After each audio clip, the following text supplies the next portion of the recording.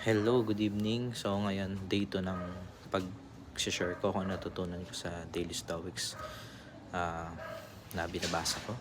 Pero kahapon kasi, yung pang 29th, August 29th yung na-share ko. So ngayon, pang August 28 yung i-share ko.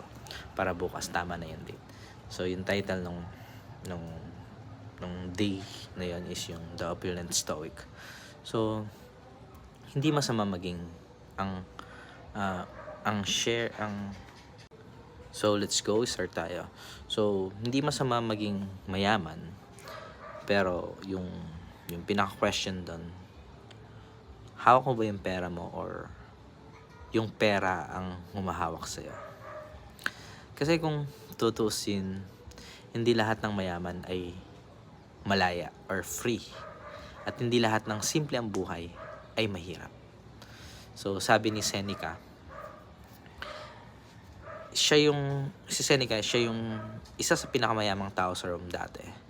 Pero sabi niya, we don't need luxury to live well. Madalas kasi iniisip natin, pag nakuha ko to, sakala ako magiging masaya. Kontento na ako dun. Pero habang habol tayo ng habol, lalo tayong napapagod. Think about this. May tao na laging may bagong iPhone. Pero, stressed kasi may utang naman.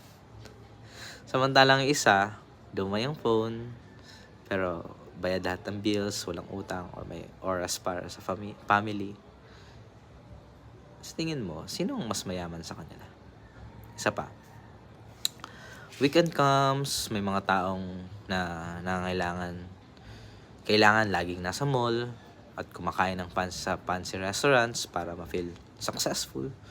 Pero pagkatapos, isipin ulit, paano ko ito babayaran? Samantalang iba, lutong bahay lang, pero may bonding sa family. Simple pero puno ng saya. Kaya, ito ang punto ni Seneca. We can live well without being slaves to luxury. Hindi masama ang pera actually. Hindi rin masama ang paghangad ng ginhawa. Pero, kapag naging cycle ng buhay na kailangan pa, doon tayo nagiging alipin. So, here's the challenge. Tanungin mong sarili mo, ano pa talaga nagpapasaya sa'yo? Kung yung bagong gamit na babayaran mo in 12 months, or simpleng moment kasama mga taong mahalaga sa'yo na libre pa.